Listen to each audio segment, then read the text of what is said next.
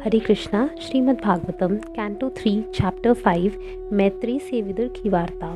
सुखदेव गोस्वामी ने कहा, इस तरह कुरुवंशियों में सर्वश्रेष्ठ विदुर, जो कि भगवत भक्ति से परिपूर्ण थे, स्वर्गलोक की नदी गंगा के उद्गम हरिद्वार पहुँचे, जहाँ विश्व के अगाध विद्वान महामुनि मैत्रेय आसीन थे। मद्रता से ओतप्रोत में पूर्ण तथा आध्यात्म में तुष्ट विदुर ने उनसे पूछा। विदुर ने कहा, हे महर्षि, इस संसार का हर व्यक्ति सुख प्राप्त करने के लिए सकाम कर्मों में प्रवृत्त होता है, किंतु उसे ना तो तृप्ति मिलती है, ना ही उसके दुख में कोई कमी आती है। विपरीत इसके ऐसे कार्यों से उसके दुख में वृद्धि होती है। इसने कृपा करके हमें इसके विषय में हमारा मार्गदर्शन करे कि असली सुख के लिए कोई कैसे रहे। हे प्रभु, महान परोपकारी आत्माएं पूर्ण पुरुषोत्तम भगवान की ओर से पृथ्वी पर उन पतित आत्माओं पर अनुकंपा दिखाने के लिए विचरण करती हैं, जो भगवान की अधीनता के विचार मात्र से ही विमुख रहते हैं। इसलिए हे महर्षि, आप मुझे पूर्ण पुरुषोत्तम भगवान की दिव्य भक्ति के विषय में उपदेश दें, जिससे हर एक के हृदय में स्थित भगवान भीतर से परम सत्य विषयक वह ज्ञान प्रदान करने के लिए प्रसन्न हो जाएं कि प्राचीन वैदिक सिद्धांतों के रूप में उन लोगों को ही प्रदान किया जाता है जो भक्ति योग द्वारा शुद्ध हो चुके हैं।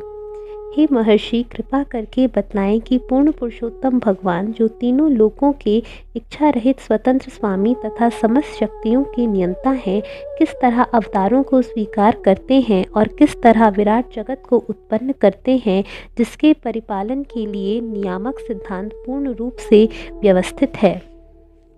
वे आकाश के रूप में फैले अपने ही हृदय में लेट जाते हैं और उस आकाश में संपूर्ण सृष्टि को रखकर वे अपना विस्तार उनके जीवों में करते हैं, जो विभिन्न योनियों के रूप में प्रकट होते हैं। उन्हें अपने निर्वाह के लिए कोई प्रयास नहीं करना पड़ता, क्योंकि वे समस्त यौगिक शक्तियों के स्वामी और प्रत्येक वस्तु के मालिक हैं। इस प्रकार वे जीवों से भिन्न हैं। आप द्विजों, गौओं तथा देवताओं के कल्याण हेतु भगवान के विभिन्न अवतारों के शुभ लक्षणों के विषय में भी वर्णन करें। यद्यपि हम निरंतर उनके दिव्य कार्यकलापों के विषय में सुनते हैं, किंतु हमारे मन कभी भी पूर्णतया तुष्ट नहीं हो पाते। समस्त राजाओं के परम राजा ने विभिन्न लोकों की तथा आवास स्थलों की सृष्टि की, जहाँ प्रकृति के गुणों और कर्म के अनुसार सारे जीव स्थित हैं, और उन्होंने उनके विभिन्न राजाओं तथा शासकों का भी सृजन किया। हे ब्रह्मश्रेष्ठ, आप यह भी बतलाएं कि ब्रह्मांड के सृष्टा तथा आत्मनिर्भर प्रभु नारायण ने किस तरह विभिन्न जीवों के स्वभावों, कार्यों, रूपों, लक्षणों तथा नामों की पृथक पृथक रचना की है। हे प्रभु, मैं व्यासदेव के मुख से मानव समाज के इस उच्चतर तथा निम्नतर पदों के विषय में बारंबार सुन चुका हूँ, और मैं इन कम महत्व वाले विषयों तथा उनके सुखों से पूर्णतया तृप्त हूँ, पर वे विषय बिना कृष्ण विषयक कथाओं के अमृत से मुझे तुष्ट नहीं कर सके।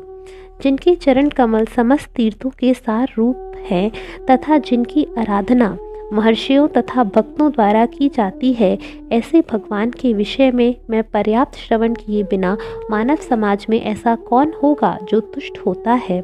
मनुष्य के कानों के छेदों से ऐसी कथाएं प्रविष्ट होकर उसके पारिवारिक मोह के बंधन को काट देती है।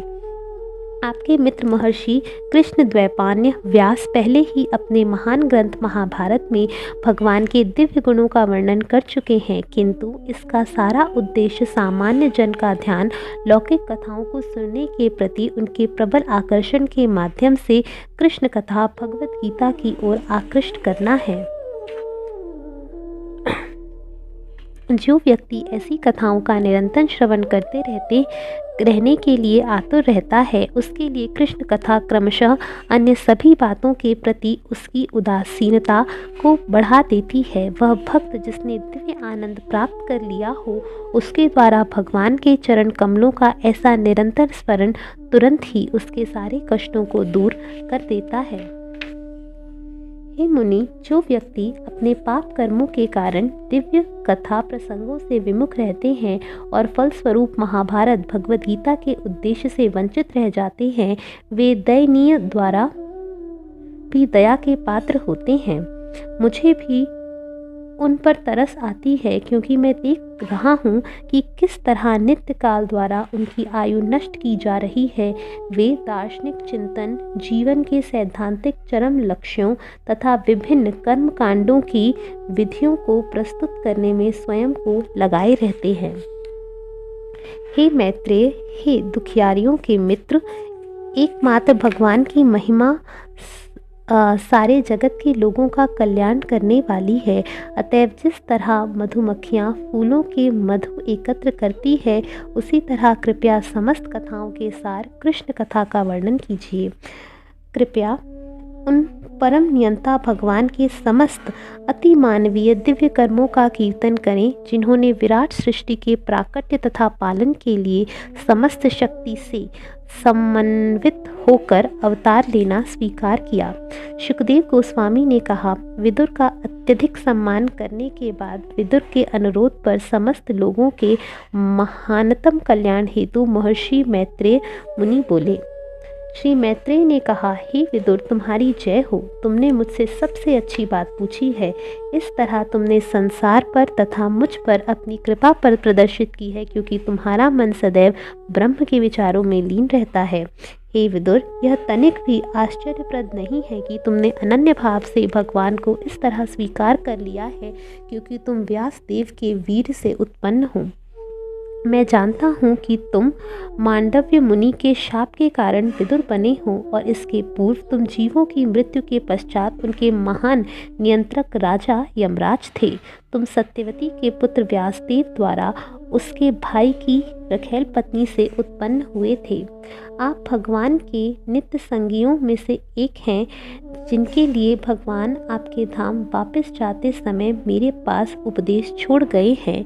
अतएव मैं आपसे उन लीलाओं का वर्णन करूंगा, जिनके द्वारा भगवान विराट जगत में क्रमबद्ध सृजन, भरण पोषण तथा संहार के लिए अपनी दिव्य शक्ति का विस्तार करते हैं।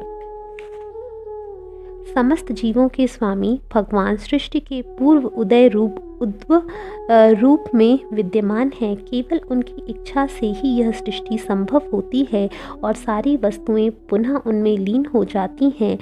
इस परम पुरुष को विभिन्न नामों से उपलक्षित किया जाता है। हर वस्तु के निर्विवाद स्वामी भगवान ही एकमात्र दृष्टा थे। उस समय विराट जगत का अस्तित्व न था, अतः अपने स्वांशों तथा विभांशों के बिना ही वे अपने को अपूर्ण अनुभव कर रहे थे। तब भौतिक शक्ति सुसुप्त थी, जबकि अंतरंगा शक्ति व्यक्त थी। भगवान दृष्टा है और बहिरंगा शक्ति जो दृष्टिगोचर है, विराट जगत में कार्य तथा कारण दोनों रूप में कार्य करती है। हे महाभाग विदुर, यह बहिरंगा शक्ति माया कहलाती है और केवल इसी के माध्यम से संपूर्ण भौतिक जगत संभव होता है। अपने स्वांश दिव्य पुरुष अवतार के रूप में परम पुरुष प्रकृति के 3 गुणों में बीज स्थापित करता है और इस तरह नित्य काल के प्रभाव के से सारे जीव प्रकट होते हैं। तत्पश्चात नित्य काल की अंतः क्रियाओं से प्रभावित पदार्थ का परम सार, जो कि महत तत्व कहलाता है, प्रकट हुआ और इस महत तत्व में शुद्ध सत्व अर्थात भगवान ने अपने शरीर से ब्रह्मांड अभिव्यक्ति के बीज बोए। तत्पश्चात महत तत्व अनेक भिन्न भावी जीवों के आगार रूपों में विभेदित हो गया। यह महत तत्व मुख्यतया तमोगुणी होता है और यह मिथ्या अहंकार को जन्म देता है। यह भगवान का स्वांश है, जो सर्वनात्मक सिद्धांतों की पूर्ण चेतना तथा फलन काल से युक्त होता है। महत तत्व या महान कारण रूप सत्य मिथ्या अहंकार में परिणत होता है, जो 3 अवस्थाओं में कारण, कार्य तथा कर्ता के रूप में प्रकट होता है। ऐसे सारे कार्य मानसिक धरातल पर होते हैं और वे भौतिक तत्वों, स्थूल इंद्रियों तथा मानसिक चिंतन पर आधारित होते हैं। मिथ्या अहंकार 3 विभिन्न गुणों सतो, रजो तथा तमो में प्रदर्शित होता है। मिथ्या अहंकार सतोगुण से अंतःक्रिया करके मन में रूपांतरित हो जाता है। सारे देवता भी जो घटना प्रधान जगत को नियंत्रित करते हैं, उसी सिद्धांत तत्व अर्थात मिथ्या अहंकार तथा सतोगुण की अंतःक्रिया के परिणाम हैं। इंद्रियां निश्चय ही मिथ्या अहंकार जन्य रजोगुण की परिणाम है। अतएव दार्शनिक चिंतन परक ज्ञान तथा सकाम कर्म रजोगुण के प्रधान उत्पाद हैं। आकाश ध्वनि का परिणाम है और ध्वनि अहंकारात्मक काम का रूपांतरण विकार है। दूसरे शब्दों में आकाश परमात्मा का प्रतीकात्मक प्रतिनिधित्व है। तत्पश्चात भगवान ने आकाश पर नित्य काल तथा बहिरंगा शक्ति से अंशतः मिश्रित दृष्टिपात किया और इस तरह स्पर्श की अनुभूति विकसित हुई, जिससे आकाश में वायु उत्पन्न हुई।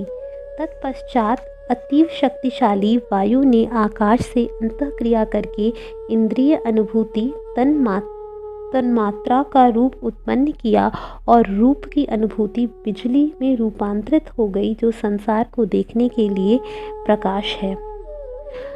जब वायु में बिजली की क्रिया हुई और उस पर ब्रह्म ने दृष्टिपात किया, उस समय नित्य काल तथा बहिरंगा शक्ति के मिश्रण से जल तथा स्वाद की उत्पत्ति हुई। तत्पश्चात बिजली से उत्पन्न जल पर भगवान ने दृष्टिपात किया और फिर उसमें नित्य काल तथा बहिरंगा शक्ति का मिश्रण हुआ। इस तरह वह पृथ्वी में रूपांतरित हुआ, जो मुख्यतः गंध के गुण से युक्त है। हे भद्र पुरुष, आकाश से लेकर पृथ्वी तक के सारे भौतिक तत्वों में जितने सारे निम्न तथा श्रेष्ठ गुण पाए जाते हैं, वे भगवान के दृष्टिपात के अंतिम स्पर्श के कारण होते हैं। उपर्युक्त समस्त भौतिक तत्वों के नियंत्रक देव भगवान विष्णु के शक्त्याविष्ट अंश हैं। वे बहिरंगा शक्ति के अंतर्गत नित्य काल द्वारा देह धारण करते हैं और वे भगवान के अंश हैं। चूँकि उन्हें ब्रह्मांडीय दायित्वों के विभिन्न कार्य सौंपे गए थे और चूँकि वे उन्हें संपन्न करने में असमर्थ थे, अतएव उन्होंने भगवान की मनोहारी स्तुतियाँ निम्नलिखित प्रकार से की। देवताओं ने कहा, हे प्रभु, आपके चरण कमल शरणागतों के लिए छाते के समान हैं, जो संसार के समस्त कष्टों से उनकी रक्षा करते हैं। सारे मुनिगण उस आश्रय के अंतर्गत समस्त भौतिक कष्टों को निकाल फेंकते हैं। अतएव हम आपके चरण कमलों को सादर नमस्कार करते हैं। हे पिता, हे प्रभु, हे भगवान, इस भौतिक संसार में जीवों को कभी कोई सुख प्राप्त नहीं हो सकता, क्योंकि वे 3 प्रकार के कष्टों से अभिभूत रहते हैं। अतएव वे आपके उन चरण कमलों की छाया की शरण ग्रहण करते हैं, जो ज्ञान से पूर्ण है, और इसलिए हम भी उन्हीं की शरण लेते हैं। भगवान के चरण कमल स्वयं ही समस्त तीर्थ स्थलों के आश्रय हैं। निर्मल मन वाले महर्षि गण वेद रूपी पंखों के सहारे उड़कर सदैव आपके कमल सदृश मुख रूपी घोंसले की खोज करते हैं। उनमें से कुछ सर्वश्रेष्ठ नदी गंगा में शरण लेकर पद पद पर आपके चरण कमलों की शरण ग्रहण करते हैं, जो सारे पाप फलों से मनुष्य का उद्धार कर सकती है। आपके चरण कमलों के विषय में केवल उत्सुकता तथा भक्ति पूर्वक श्रवण करने से तथा उनके विषय में हृदय के ध्यान करने से मनुष्य तुरंत ही ज्ञान से प्रकाशित और वैराग्य के बल पर शांत हो जाता है। अतएव हमें आपके चरण कमल रूपी पुण्यालय की शरण ग्रहण करनी चाहिए। हे प्रभु, आप विराट जगत के सृजन, पालन तथा संहार के लिए अवतरित होते हैं, इसलिए सभी आपके चरण कमलों की शरण ग्रहण करते हैं, क्योंकि ये चरण आपके भक्तों को सदैव स्मृति तथा साहस प्रदान करते हैं। हे प्रभु, जो लोग नश्वर शरीर तथा बंधु बांधवों के प्रति अवांछित उत्सुकता के द्वारा पाशबंद हैं और जो लोग मेरा तथा मैं के विचारों से बंधे हुए हैं वे आपके चरण कमलों का दर्शन नहीं कर पाते। यद्यपि आपके चरण कमल उनके अपने ही शरीरों में स्थित होते हैं, किंतु हम आपके चरण कमलों की शरण ग्रहण करें। हे महान परमेश्वर, हे वे अपराधी व्यक्ति जिनकी अंतर्दृष्टि बाह्य भौतिकतावादी कार्यकलापों से अत्यधिक प्रभावित हो चुकी है, वे आपके चरण कमलों का दर्शन नहीं कर सकते, किंतु आपके शुद्ध भक्त दर्शन कर पाते हैं, क्योंकि उनका एकमात्र उद्देश्य आपके कार्यकलापों का दिव्य भाव से आस्वादन करना है। हे प्रभु, जो लोग अपनी गंभीर मनोवृत्ति के कारण प्रबुद्ध भक्तिमय सेवा की अवस्था प्राप्त करते हैं, वे वैराग्य तथा ज्ञान के संपूर्ण अर्थ को समझ लेते हैं और आपकी कथाओं से अमृत को पीकर ही आध्यात्मिक आकाश में वैकुंठ लोक को प्राप्त करते हैं। अन्य लोग भी जो कि दिव्य आत्म साक्षात्कार द्वारा शांत हो जाते हैं तथा जिन्होंने प्रबल शक्ति एवं ज्ञान के द्वारा प्रकृति के गुणों पर विजय पा ली है, आप में प्रवेश करते हैं, किंतु उन्हें काफ़ी कष्ट उठाना पड़ता है, जबकि भक्त केवल भक्ति में सेवा संपन्न करता है और उसे ऐसा कोई कष्ट नहीं होता। हे आदि पुरुष, इसके लिए हम एकमात्र आपकी हैं। यद्यपि हम आपके द्वारा उत्पन्न प्राणी हैं, किंतु हम प्रकृति के 3 गुणों से प्रभाव के अंतर्गत एक के बाद एक जन्म लेते हैं, इसलिए हम अपने कर्म में पृथक पृथक होते हैं। अतएव सृष्टि के बाद हम आपके दिव्य आनंद के हेतु सम्मिलित रूप में कार्य नहीं कर सके। हे अजन्मा, आप हमें वे मार्ग तथा साधन बताएं जिनके द्वारा हम आपको संभव भोग्य अन्न तथा वस्तुएं अर्पित कर सकें, जिससे हम तथा इस जगत के अन्य समस्त जीव बिना किसी उत्पाद के अपना पालन पोषण कर सकें तथा आपके लिए और अपने लिए आवश्यक वस्तुओं का संग्रह कर सकें। आप समस्त देवताओं तथा उनकी विभिन्न कोटियों के आदि साकार संस्थापक हैं, फिर भी आप सबसे प्राचीन हैं और अपरिवर्तित रहते हैं। हे प्रभु, आपका ना तो कोई उद्गम है, ना ही कोई आपसे श्रेष्ठ है। आपने समस्त जीव रूपी वीर्य द्वारा बहिरंगा शक्ति को गर्भित किया है, फिर भी आप स्वयं अजन्मा हैं।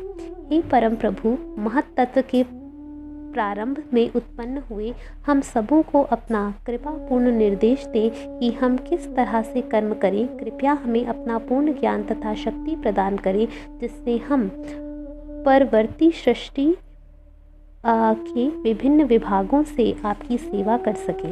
हरे कृष्णा।